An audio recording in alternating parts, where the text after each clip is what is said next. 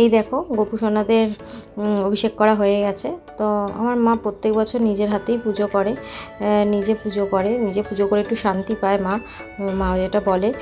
তো দেখো রাত 12টার সময় গোপু সোনাকে অভিষেক করা হচ্ছে।